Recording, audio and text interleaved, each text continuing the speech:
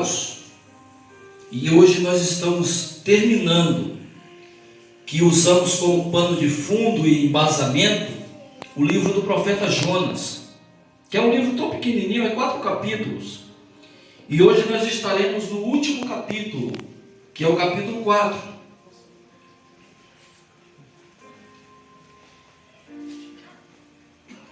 Para quem não conhece, quantos aqui já leram o livro do profeta Jonas? Então, são 4 capítulos na história de um homem que recebe um chamado de Deus e ele recusa. Um profeta escolhido por Deus, e Deus chama o profeta Jonas. Jonas era um profeta de uma cidade pequena, Gad-Efer, que ficava nos centros, na região da Galileia. Ele não era muito conhecido, na Galileia não surgia grandes profetas, mas ele se destacou. Ele foi um dos profetas que profetizou contra um dos reis de Israel que estava levando a nação a pecar. E quando chega no segundo momento dele provar sua fé, Deus ele chama Jonas para que ele profetizasse numa cidade que estava em pecado. Eu fico pensando, irmãos, vocês já viram aqueles pregadores? Eu fico até com dó deles. E eu sei que eles foram chamados por Deus. Tem um que fica ali na Ragueb, o bichinho coloca uma caixa de som, e ele fica ali gritando, pastor, sabe? Mas ele prega com uma volúpia, com um desejo de pregar, que eu falo, meu Deus, e o povo vai passando. O povo vai passando como se ele não existisse naquele lugar. Imagina só, as pessoas até falam assim, você deve ser um louco, porque tem que ter coragem de expor a sua imagem, né? Você expõe a sua imagem, você expõe a sua integridade para um povo que muitos não virão. Porque as pessoas passam dentro do metrô, passam nas grandes avenidas, tudo preocupada com o dia de amanhã. As pessoas não param mais para ouvir a Deus. As pessoas estão preocupadas se amanhã elas vão perder o emprego. Elas estão preocupadas, por exemplo, se amanhã vai ter o pão na mesa. Elas vão ter preocupadas se vai ser contaminado ou não será contaminado. Então, está aquele homem, Zuleika, não é só ele não, tem um lá na praça da Mateu Bey, já tem anos que ele está lá. Ele coloca um teclado, ele é tecladista também, e ele começa ali no teclado, e depois ele traz uma mensagem, faz o apelo. A praça que antes era uma praça que era de vendedores, sabe o que se tornou? Eu vou explicar para vocês, uma mini Cracolândia. Uma mini Cracolândia. Hoje você chega naquela praça, se for de dia, você fica com medo de ser assaltado, porque eles são violentos, eles querem usar entorpecente, e o pregador continua lá. Obrigado. Agora imagina só, não parece que ele está fazendo algo inútil? Não parece que ele está fazendo algo em vão? Mas a fé dele se sobrepõe. Ele sabe que ele não está ali em vão. É verdade. E assim foi a vida do profeta Jonas. Ele é chamado para pregar em Nínive. Nínive era a capital da Síria. A Síria estava num pecado terrível. Deus olhou para os moradores de Nínive e se compadeceu dele. E chamou Jonas, falou, Jonas, é o seguinte, meu profeta, meu ungido, meu escolhido. Você vai em Nínive, eu vou te mandar para lá. A sua pregação é essa. Você vai falar para os ninivitas que se eles não mudarem a atitude deles, se eles continuarem idolatrando, continuarem adorando deuses falsos, continuarem no pecado da promiscuidade, continuarem no pecado da violência, eu irei destruir Nínive. Mas Deus, ele não queria fazer aquilo. O desejo de Deus era salvar aquele povo. E manda esse homem, esse profeta, para aquele lugar. O que o profeta faz? O profeta, em vez de fazer a vontade de Deus, de ir para Nínive, ele desce ao porto de Jope, paga a passagem para Tarsis e entra naquele navio. E diz a palavra que ele não teve mais sossego. Por que ele não teve sossego? Ele saiu da presença do Senhor e fez aquilo que era totalmente o contrário do que Deus pedia. Agora deixa eu dar uma paradinha. Muitas vezes nós não somos assim, queridos. É verdade. Deus fala uma coisa, nós fazemos totalmente ao contrário. E daí entra o tema, a vida e os seus degraus. Por quê? Nós somos assim. Nós temos momentos das nossas vidas, isso é na área espiritual, isso é na área financeira, isso é na área emocional, isso é na área conjugal. Nós somos assim. E eu não falo nós que estamos aqui nesta noite, só nós. Eu falo, o ser humano, ele é assim. Tem momento das nossas vidas que nós estamos por cima. Tem momento das nossas vidas que nós estamos no meio da escada. E tem momento das nossas vidas que nós estamos lá no último degrau. E é assim a nossa vida, uma gangorra. Isso mostra a nossa fragilidade como seres humanos. E eu comecei ministrando a respeito da descida do profeta, lembra disso? Então vamos só recordar. Ainda no capítulo 1, foi onde eu comecei a ministração. Eu falei que o primeiro degrau que ele desceu, o primeiro degrau foi o degrau de quê? Da insubmissão. Você já viu alguém submisso feliz? Você já viu alguém submisso ter sucesso? Não tem. Por quê? Eu vou explicar para vocês. Eu estava esses dias ministrando a respeito de autoridade. É muito difícil nós gostar dos nossos patrões. É muito difícil gostar. É raro você gostar daquele que está acima da sua vontade. Vamos lá. Professores, patrões, que mais? Policiais, pai, mãe, quem mais? Político. Irmão, político, as pessoas odeiam político. Primeiro, vocês vão ver agora. Vocês vão ver agora quando chegar o mês de outubro, novembro. E toda autoridade, diz a palavra de Deus, Romanos capítulo 15, que toda autoridade procede de Deus.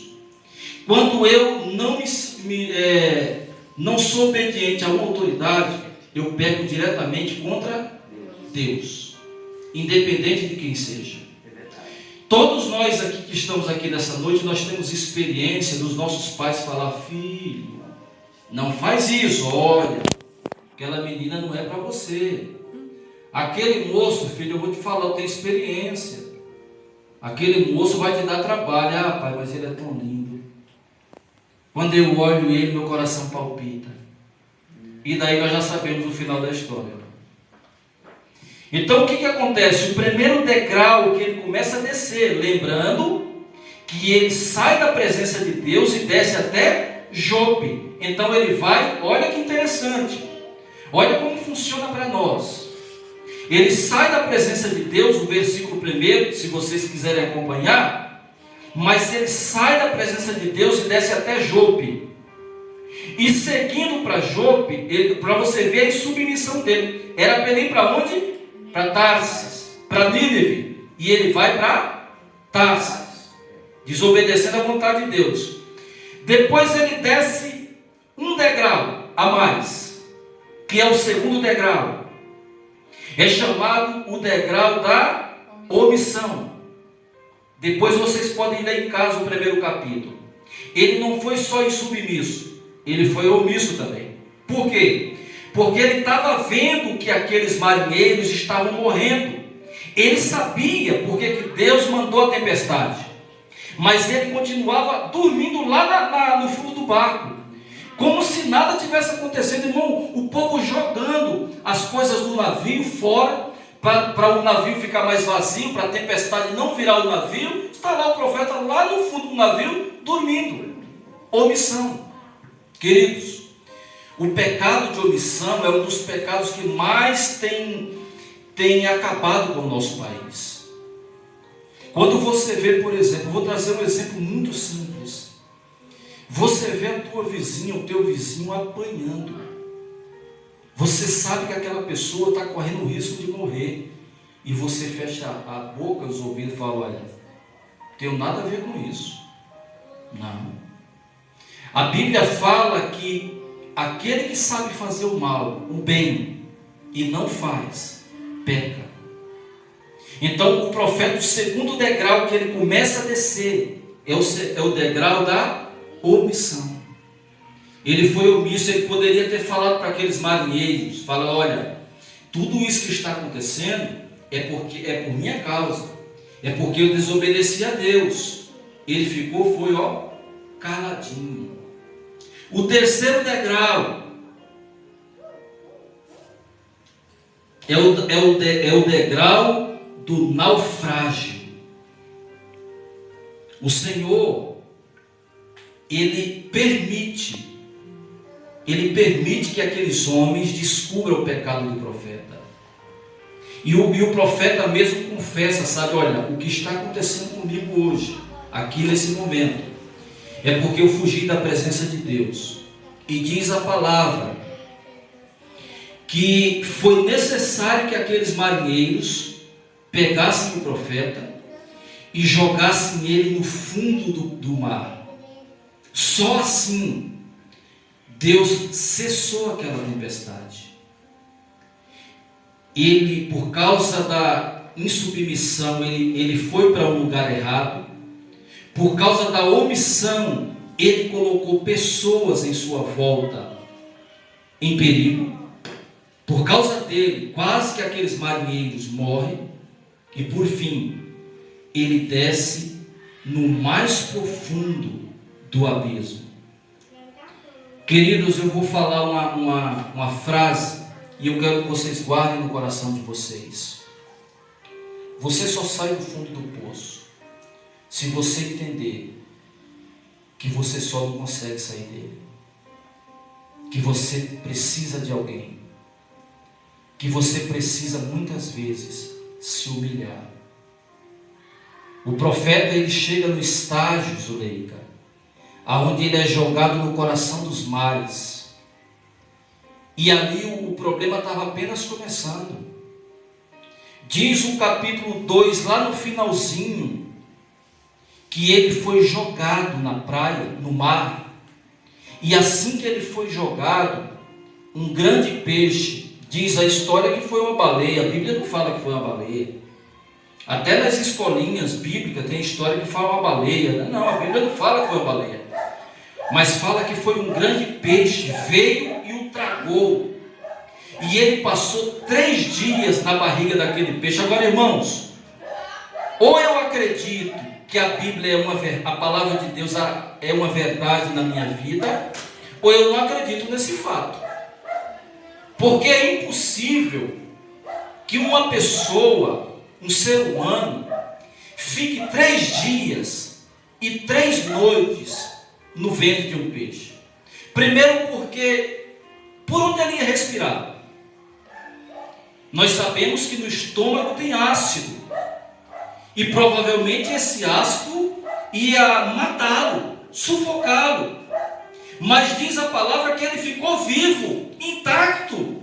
Querido, o projeto de Deus nas nossas vidas, quando Deus ele te chama, ele cuida de você. Aleluia, amém. Porque isso é um milagre. Então o profeta Jonas fica 3 dias na barriga desse grande peixe. No primeiro dia, qualquer um de nós já tinha morrido. Eu acho que nem no primeiro dia, nos primeiros minutos, nós já tínhamos morrido. Mas aquele peixe, ele estava guardando, tratando do profeta. Às vezes, queridos, quando nós estamos passando por momentos difíceis, Deus está tratando de nós. Aleluia. Nós não compreendemos as coisas. Por quê? Porque nós somos limitados. Mas momentos difíceis das nossas vidas, Deus está tratando de nós. Deus está cuidando de nós. Deus estava cuidando do profeta. E diz a palavra que ele começa agora, ele está lá no fundo do poço, ele está no fundo dos mares, ele está no coração do peixe, e agora ele começa a subir os degraus. Olha como que é a nossa vida. O profeta ele começa descendo, e no caminhar da sua vida, ele começa agora a subir os degraus. E o primeiro degrau que ele começa a subir, o primeiro degrau que ele começa a subir, que já seria o quarto, né, porque no terceiro ele estava enterrado no coração dos mares, é o degrau da oração. Você vai entender isso lendo o capítulo 2. Eu peço para que você leia em casa. O livro do profeta é pequenininho, dá para você ler com meia hora, 1 hora dá para você ler. Mas no capítulo 2 ele faz uma oração ao Senhor. Olha como ele começa subindo. No capítulo 2: Então Jonas, no ventre do peixe, orou ao Senhor, seu Deus, e disse: Na minha angústia, clamei ao Senhor. E ele, o que aconteceu? Respondeu. Ele ora e Deus responde. Então eu quero falar para você que está aqui nessa noite, que Deus ele tem escutado as tuas orações. Mas Deus não dá o que você quer. Deus dá aquilo que você precisa.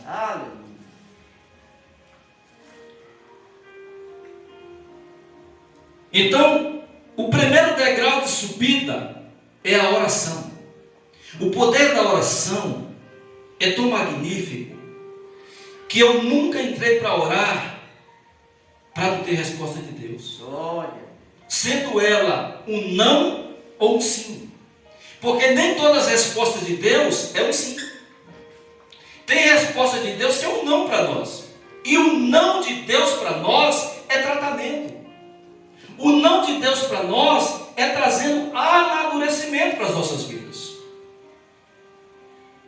Ele começa a orar.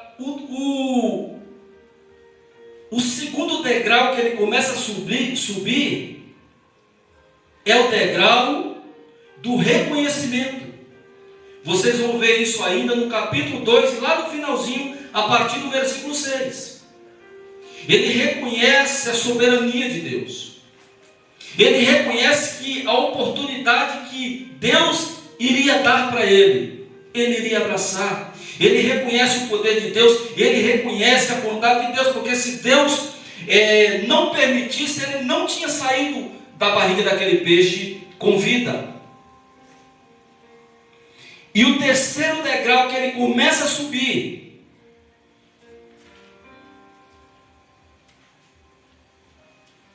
é o degrau do comprometimento. E esse é duro, hein? Esse é duro. Você vai entender lá no finalzinho do capítulo 2. Porque daí, quando ele sai da barriga daquele grande peixe, ele fala: Senhor, agora eu vou. Já que o Senhor me deu a segunda oportunidade, eu vou. Queridos, eu vou pedir uma gentileza, se vocês quiserem crescer espiritualmente, financeiramente, em todas as áreas da sua vida.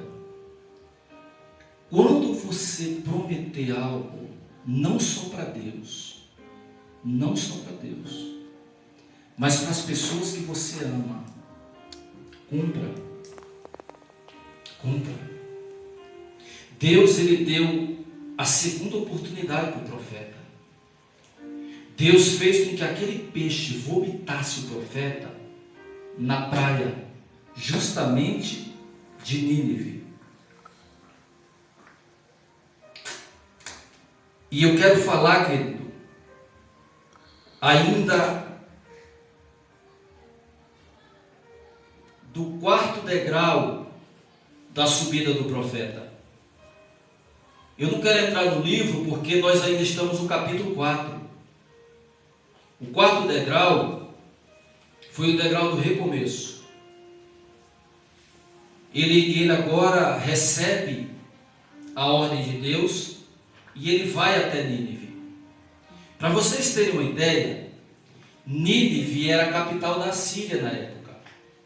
E a Síria era acostumada a matar seus inimigos.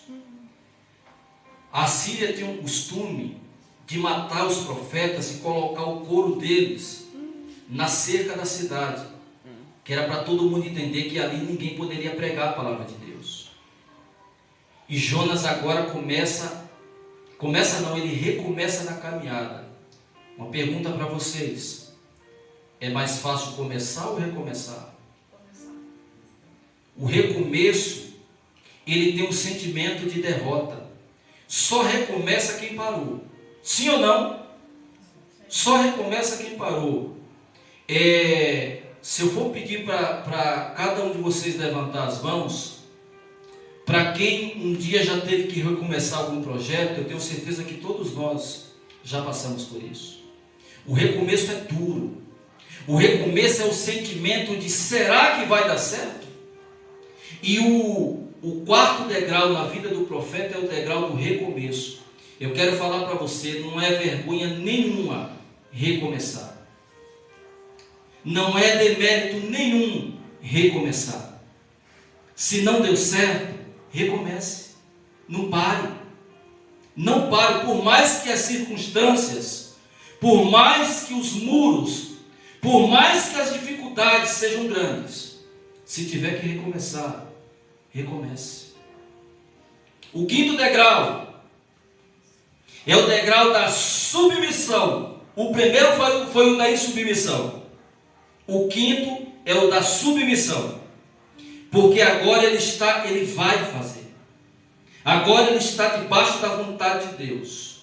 Eu conheço muita gente, queridos, muita gente, que elas não gostam de ser submissa. E isso causa um grande estrago. Eu vou fazer a pergunta que eu fiz no começo ao contrário. Você já viu alguém submisso sofrer? Sabe por quê, irmão? A submissão, ela traz crescimento, ela dói. Às vezes você sabe mais do que seu patrão. Você tem conhecimento na área mais do que ele. Mas quem está à frente é uma pessoa que não tem a mesma qualificação que você. Mas é ela que está lá. É ela que foi levantada para dar ordem a você. Só que lembre-se que a mesma forma que você se submete a ela, um dia terá pessoas que também passará pelo mesmo processo. Você estará dando ordem e a pessoa sendo submissa. Mas a submissão, ela dói, mas ela traz crescimento. Eu conheço pessoas, por exemplo, que começou a trabalhar de empregada doméstica. Passou 20 anos vendo os filhos do patrão crescer, vendo o patrão se enriquecer. No final, ela nem sabia. O patrão deu uma chave para ela de uma casa. Sabe o que é isso? É reconhecimento. É verdade. Aquela pessoa chegou lá, não sabia ler, não sabia escrever, mas ela sempre foi submissa. E eu fosse contar casos aqui, irmãos, eu ia passar a noite. A submissão, não só a Deus, porque quando nós estamos pregando, nós trazemos muito para o lado espiritual. E muitas vezes, o espiritual é só o início. Se você não consegue ser submisso a Deus, provavelmente, você não vai conseguir ser submisso aos pais. Você não vai conseguir ser submisso ao patrão. Já viu aquela mulher que fala, eu quero marido que manda em mim, irmão? Conversa essa do marido mandar em mim. E a mesma coisa é marido. Eu lembro de uma vez que eu gostava de jogar bilhar. Eu era fera do bilhar. Passava a noite jogando bilhar. E daí a pastora ia mandar um recado para mim na hora do almoço de domingo. Olha, o almoço está saindo. E daí, quando eu fechava a partida para ir embora, eu falava: ei, rapaz, a mulher manda, hein? Mulher manda. Aí teve uma hora que eu falei: nem é que ela manda mesmo? Nós estamos há 25 anos juntinhos. Sabe por quê? Porque ela manda em mim. Não tem problema nenhum. É um ajudando o outro. Agora, isso tirou algum mérito meu como esposo? Muito pelo contrário. Muito pelo contrário. Se eu pedir hoje alguma coisa, minha esposa faz. Por que ela faz? Porque eu mando? Não. É porque no dia que ela precisou, eu fui submisso. Dá para entender mais ou menos, né, meu irmão? O relógio ali está certo? É 8 e? 5 para as 8. Ah, então tem tempo. A não ser que vocês querem que eu pare. O último degrau da subida, tá? Porque nós vamos ainda para a descida.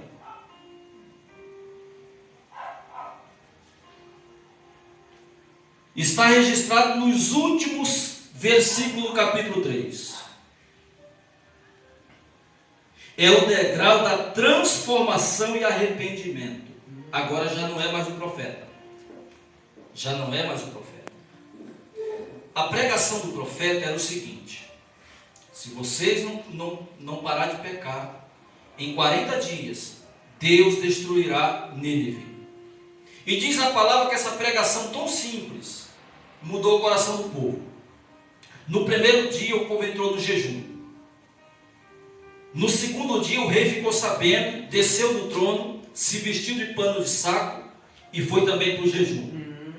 3 dias, nem os animais comiam nem bebiam água, nem o gado, nem as ovelhas, ninguém comia. E diz a palavra que no decorrer de 3 dias, o Senhor perdoou o pecado dos ninivitas, mudando o coração daquele povo. Todo mundo se arrependeu. Querido, não há salvação sem arrependimento. É verdade. Não há. Para haver salvação tem que haver um quebrantamento. Eu tenho que entender que Deus é soberano e eu sou frágil. Deus, ele é espírito, eu sou pó. É ele que manda. Se eu parar de respirar 10 segundos, talvez eu aguente. Mas se passar dos 20, eu vou ficar ofegante, talvez eu caia aqui no púlpito. Então aquele povo foi transformado pela pregação do profeta. E uma pregação ruim, uma pregação difícil. Se eu chegar aqui no dia de domingo e começar a falar para vocês aqui: olha, se vocês não parar de pecar, Deus vai mandar vocês para o inferno. Irmão, quando for domingo, você não está mais aqui. Você fala: eu vou lá para ser abençoado. O pastor fala que se eu não parar de pecar, eu vou para o inferno. Essa é a pregação do profeta. Se vocês não mudar em 40 dias, Deus vai destruir tudo isso aqui, principalmente a vida de vocês. Mas diz a palavra que aquele povo todo se arrependeu. E eu vou falar uma coisa para vocês: aonde a palavra do Senhor chega, ela transforma. Amém. Aleluia. E agora eu quero que você, pulamos para o capítulo 4. A partir do versículo 1.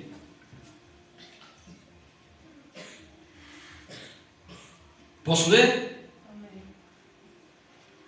Com isso, desgostou-se Jonas extremamente e ficou irado. Orou ao Senhor e disse: ah, Senhor, não foi isso o que eu disse, estando ainda na minha terra? Por isso me adiantei, fugindo para Tarsis, pois sabia que és Deus clemente e misericordioso, e tardio em irar-se, e grande em benignidade, e que te arrependes do mal. Você lembra que na primeira pregação do livro de Jonas, eu perguntei para vocês por que ele tinha fugido da presença do Senhor? Ele não fugiu com medo. Ele fugiu porque ele sabia que Deus iria salvar aquele povo. E ele não queria que aquele povo fosse salvo. Olha, irmão, eu fico muito triste Quando a crentalhada pensa que está por cima da carne seca. Quando nós pensamos que somos melhores que os outros. Que nós pensamos que somos intocáveis. Lembre-se que Jonas era galileu, era profeta, e aquele povo era pecador. Da mesma forma que Deus ama o pastor Alexandre, Deus ama uma prostituta. Deus ama um bêbado. Deus ama aquele que está caído no lamaçal. Mas às vezes nós, com o nosso amor curto, nós queremos medir o nosso amor com o amor de Deus, e não funciona. Deus, ele resgata quem ele quer, ele salva quem ele quer. Tem muitos que estão na biqueira que serão salvos, irmãos. Amém. Eles retornarão para Cristo, e não depende de nós. Aleluia. A salvação nunca dependeu de nós. Você vai na casa de uma pessoa, você chama ela para a igreja, às vezes ela fecha a porta e ela fala: olha, fala que eu não estou. E você fica irado, nervoso, fala: eu não chamo mais.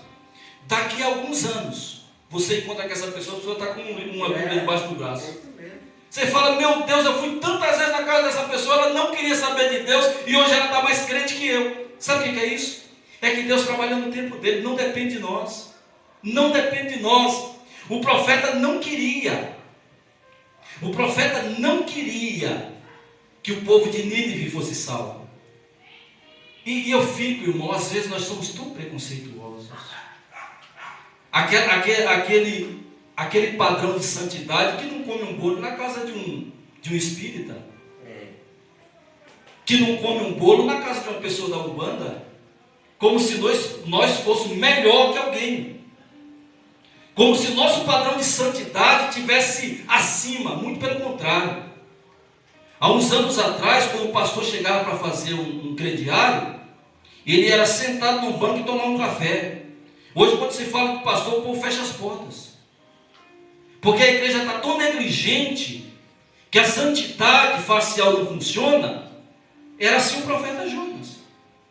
Ele fala: esse povo, Senhor, não vou lá não.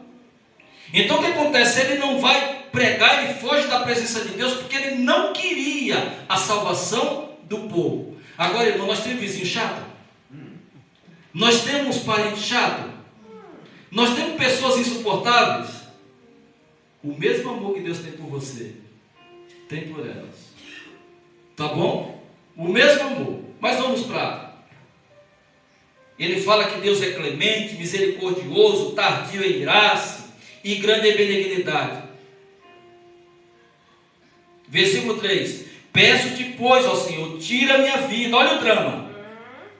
Peço-te, pois, ó Senhor, tira a minha vida, porque melhor me é morrer do que viver. Será que ele está virado, irmão? E disse o Senhor: é razoável esta tua ira?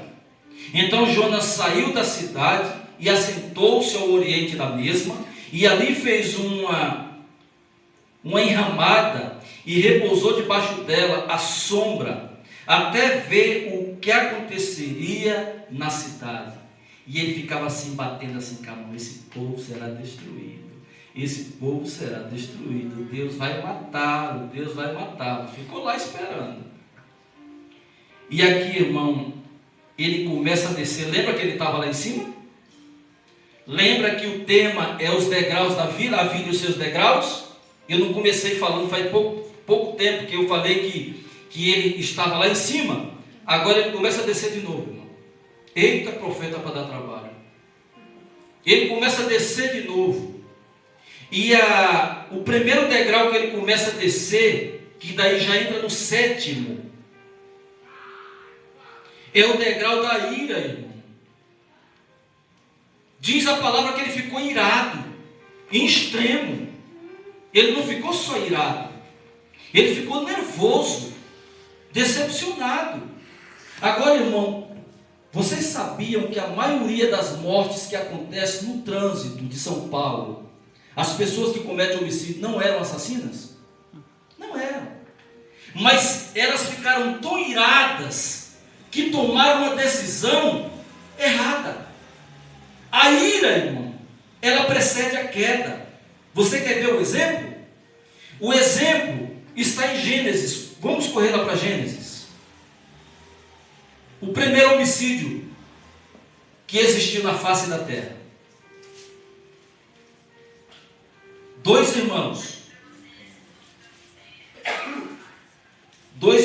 Caim e Abel. Olha o que Deus fala para Caim. Isso está registrado no capítulo 4. Eu quero ler apenas o versículo 6 e o versículo 7. Deus falando com Caim. Então lhe disse o Senhor: por que andas irado? E por que descaiu o teu semblante? Se procederes bem, não é certo que serás aceito. Se todavia procederes mal, eis que o pecado está à tua porta, e o seu desejo será contra ti, mas a ti cumpre dominá-lo. Não que nós não podemos ficar irados. Todos nós aqui nos iramos. Todos nós aqui temos momentos de fúria. Mas o problema é quando nós não controlamos este momento. Quando começa a sair palavras torpes dos nossos lábios e fere as pessoas ao ponto de matar a fé delas, ao ponto de mexer com a autoestima dela, ao ponto de colocar ela em depressão. Muitas pessoas, na hora da ira, elas tiram as suas próprias vidas. Olha o que o Senhor fala a respeito da ira. Não é só que... O que Caim poderia ter feito? Deus deu toque para ele. Falou: Caim, você está mal. Mas se você deixar aquilo que está no teu coração fluir, você vai fazer o mal. Só você é que pode controlar. É só você que pode dominar. Existe um fruto que provém do Espírito Santo, chamado autocontrole. Quando nós perdemos o autocontrole, nós perdemos a razão. E quando nós perdemos a razão, nós saímos debaixo da vontade de Deus. Olha o que fala a carta aos Efésios a respeito da ira. O profeta ficou irado. Irmãos, cá para nós. Às vezes nós não dá vontade de chutar o balde, não dá vontade de esganar, pegar e dar uma sacudida, não dá vontade de fazer isso com a pequena, quando ela dá na cara do neguinho. Vamos lá para Efésios para nós entender o que acontece. Efésios capítulo 4, da carta aos Efésios.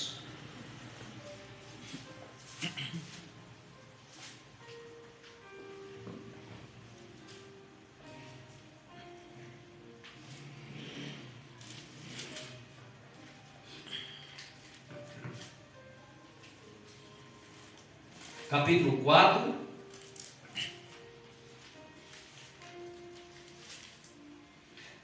o versículo 26 e o 27. Olha o que o apóstolo Paulo fala a respeito da ira. 26 e 27, o versículo. Irai-vos e não pequeis. Não se ponha o sol sobre a vossa ira, nem deis lugar ao diabo. Quando eu fico irado e eu deixo fluir a ira, eu estou dando lugar a quem? Ao diabo. Aí tudo aquilo que nós temia fazer, nós iremos fazer. Por quê? Porque era tudo que Satanás queria. Ele queria uma brecha, ele queria atuação, ele queria a minha ação. Então, na hora de ficar irado, conta até 10 e volta para aquilo que você estava fazendo. A ira, o profeta, ele ficou irado. Esse é o primeiro degrau. Vamos para o segundo.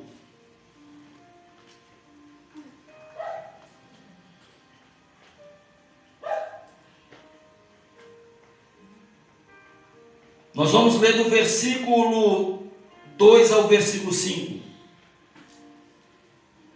Ora, orou o Senhor e disse: Senhor, ora, e orou ao Senhor e disse: Ah, Senhor, não foi isso o que eu disse estando ainda na minha terra? Por isso me adiantei e fugi para Tarsis, pois sabia que és Deus clemente e misericordioso, e tardio em irar-se, e grande em benignidade, e que te arrepende do mal. Peço-te, pois, ó Senhor, tira a minha vida, porque melhor me é morrer do que viver.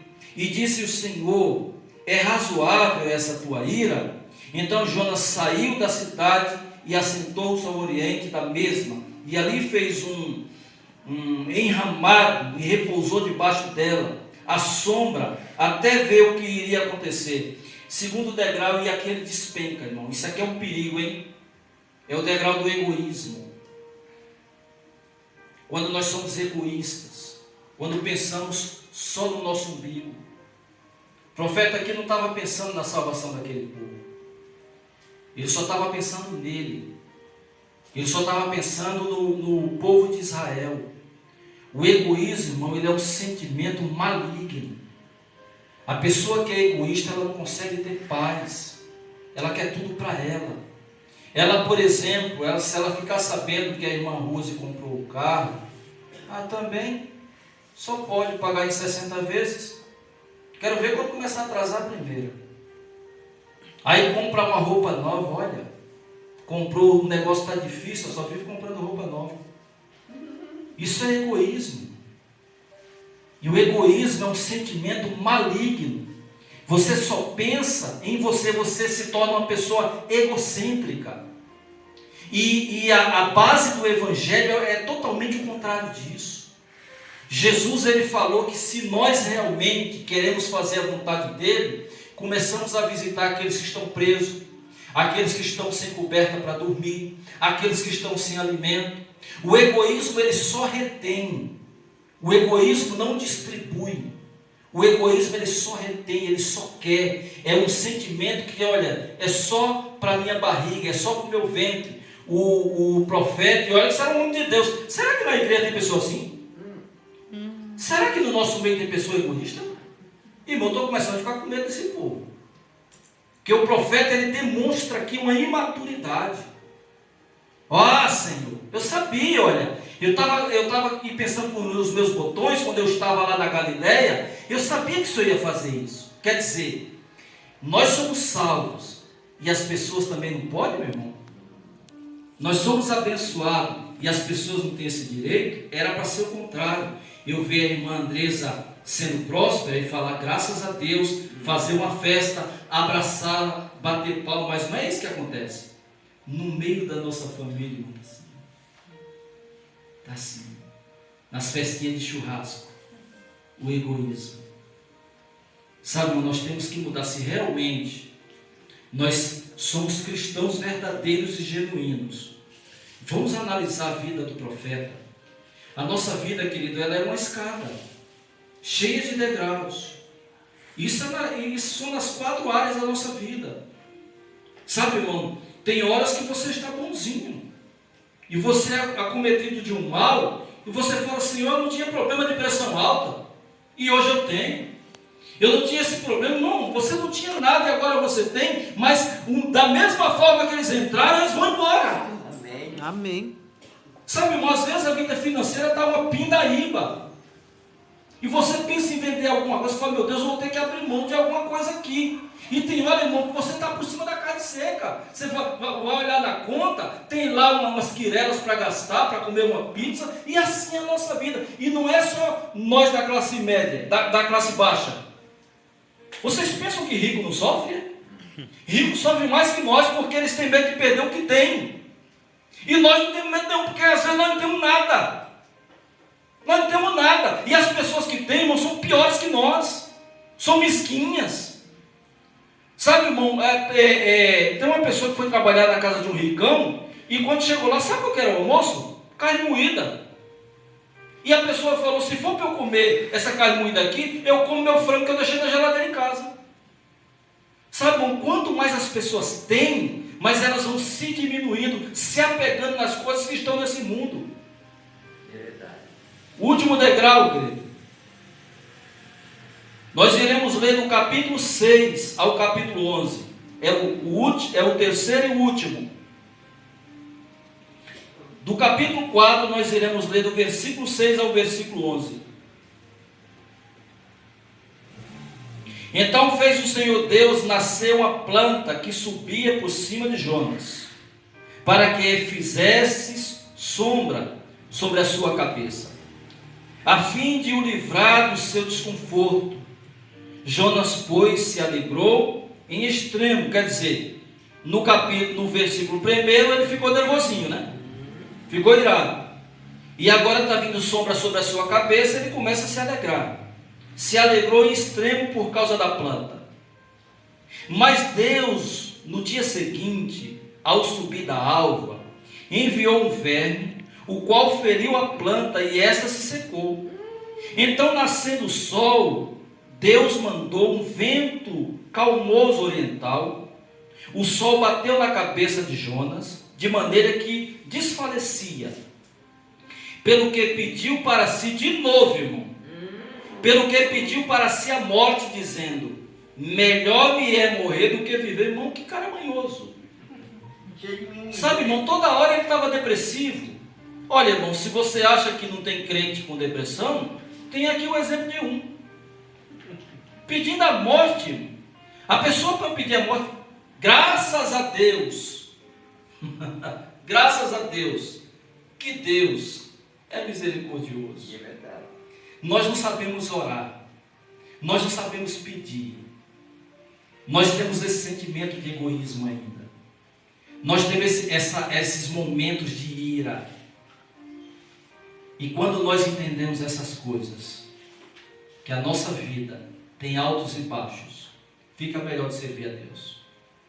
Você não precisa ser um super-homem, você não precisa ser um super-crente, você não precisa ser um super-religioso. Quando for para chorar, chore. Deixa as lágrimas descer. No momento de ira, peça a Deus autocontrole. Peça a Deus misericórdia. Peça a Deus que Ele lhe ajude a caminhar. Versículo 10, 9. Então perguntou Deus a Jonas: é razoável essa tua ira por causa da planta? Ele respondeu: é razoável a minha ira, até a morte. Tornou o Senhor: tens compaixão da planta, que te não custou trabalho, o qual não fizeste crescer, que numa noite nasceu e numa noite pereceu? E não hei de eu ter compaixão da grande cidade de Nínive, em que há mais de 120.000 pessoas que não sabem discernir entre a mão direita e a mão esquerda, e também muitos animais. Fica de pé, filhos. O terceiro degrau, obrigado, pastora, é a falta de compaixão. Isso é triste. A compaixão é um sentimento, é eu entrar, é eu tomar as dores do próximo, é eu sentir, pastor, as tuas dores. Isso é compaixão. É eu sentir o que a Zuleika está sentindo, é eu me compadecer daquilo que a Rose está sentindo. Não é falar, é agir. Esse degrau leva uma pessoa à destruição, a falta de compaixão. Eu tenho visto que a sociedade brasileira tem valorizado, não que não devemos fazer isso, mais os insetos do que as pessoas. Hoje um pet, um animal, tem mais valor do que um ser humano. Os papéis foram trocados. Na minha época, cachorro é cachorro. Ele é amável, é carinhoso, precisa de carinho, diz que é o melhor amigo do homem, mas ele não é mais importante do que um ser humano. Hoje, coisas ficou mais importante que pessoas. Você sabe do que eu estou falando. Você é medido por aquilo que você tem. Esse último degrau ele despencou, que é o da compaixão. E vai totalmente na contramão da religião, vai na contramão da palavra, porque se você for ler a palavra, Jesus ele se compadecia das pessoas. Ele dava pão e peixe para as pessoas não irem embora. Será que eu sou um verdadeiro cristão? Ou muitas vezes eu me passo por Jonas? Será que o meu desejo de salvação para uma pessoa que está perdida vai além das minhas necessidades cotidianas? Vamos parar para analisar um pouquinho, queridos. O momento é crítico. O momento é de oração. O momento é de ação. O momento é de dividir um pacote de arroz. O momento não é de reter um pacote de arroz, não. O momento é de se compadecer das pessoas, independente do credo religioso. Jonas era crente, mas era um crente superficial. Era um crente que o nariz dele estava levantado, o umbigo dele estava no lugar, e o povo que se explodisse. Essa é a realidade. Mas Deus, com a sua misericórdia, diz a palavra, que Deus ele salvou aquelas 120 mil pessoas que habitavam em Nínive. Eu quero falar para você, nesta noite, que nós, muitas vezes, passamos pelos mesmos sentimentos do profeta. Nós não somos melhor que ele não, viu? Em nada. Nós nos iramos, nós somos insubmissos, nós somos desobedientes, nós muitas vezes somos irresponsáveis, mas muitas das vezes o Senhor tem cuidado de nós. Tem cuidado de nós. Às vezes falamos sem pensar, machucamos pessoas que amamos, mas nem por isso Deus ele tira as suas mãos de nos proteger. Fecha os teus olhos.